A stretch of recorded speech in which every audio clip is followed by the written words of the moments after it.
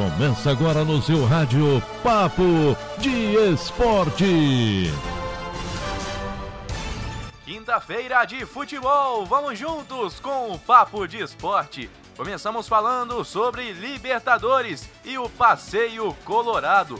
O Inter venceu por 6-1 o Olímpia do Paraguai, na sua maior goleada na história da Libertadores. A última vez que um resultado tão expressivo havia sido feito pelo Colorado foi em 2012, quando venceu The Strongest por 5-0. Mas por 6-1 é a primeira vez que acontece. Passeou o Internacional ontem e é mais líder do que nunca no grupo B. Lembrando que hoje ainda tem Always Ready e Deportivo Táchira para definir a segunda colocação.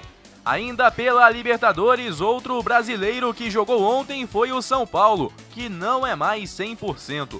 Empatou fora de casa em 0-0 com o Racing, no que pode ter sido a pior atuação do time sob o comando de Hernan Crespo.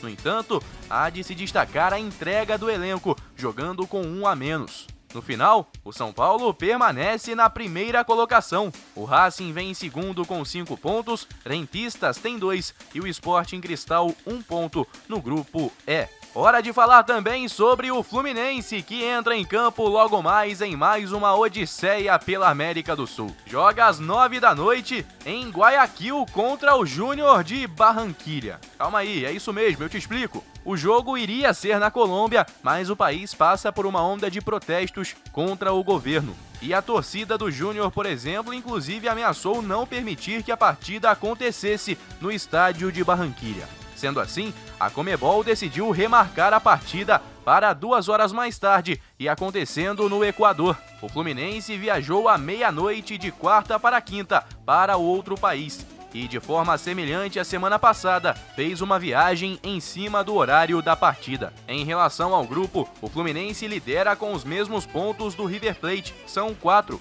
mas com mais gols marcados como visitante do que os argentinos no critério de desempate.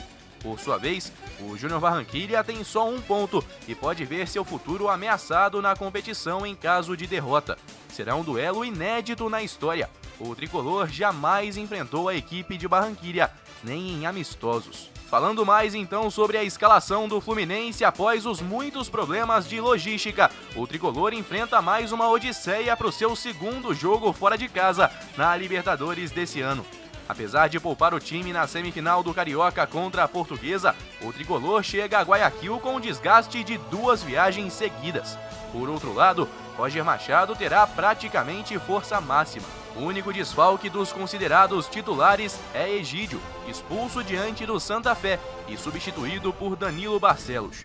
O restante da escalação deve ser mantido. Sendo assim, o Fluminense deve jogar com Marcos Felipe, Calegari, Nino, Lucas Claro e Danilo Barcelos, Martinelli, Iago e Nenê, Luiz Henrique, Kaique e Fred. River Plate e Santa Fé também tiveram jogo remarcado por mudança de local. Vão jogar no Paraguai, no mesmo horário do Fluminense. Tem também Copa Sul-Americana com bola rolando hoje. Antes, vamos falar sobre os 2 brasileiros que jogaram na quarta-feira. Bolívar e Ceará ficaram no 0-0. O Vozão segue na liderança do grupo C com 5 pontos. O Bolívar é o segundo colocado, também com 5. Pelo grupo G, o Bragantino está se complicando, perdeu em casa para o Tajeres, 1-0. Sendo assim, o Emelec é líder com 6 pontos e 1 jogo a menos. O Tajeres em segundo tem 4 e o Bragantino fica na terceira colocação com 3. Jogos de hoje então, a bola vai rolar para o Corinthians pelo grupo E. Tem o Atipato e Corinthians. O Timão até agora só fez 1 ponto e precisa do resultado para não se complicar no grupo. Isso porque o Peñarol tem 6 pontos na primeira colocação e o River Plate do Paraguai tem 4 no segundo lugar.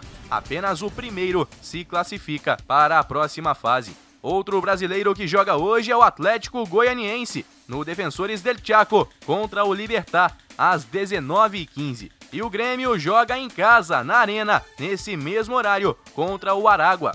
O tricolor gaúcho tá 100% na competição e é líder com 6 pontos. Pode abrir aí boa vantagem para La Equidad e Lanús, caso vença a partida. E hoje também é dia de clássico, pela Libertadores? Não, pelo Campeonato Paulista. Fora da zona de classificação de seus grupos, Palmeiras e Santos entram em campo depois de terem jogado e vencido na última terça pela Libertadores.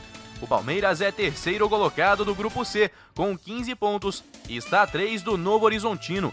Já o Santos é o terceiro do grupo D, com 10 pontos.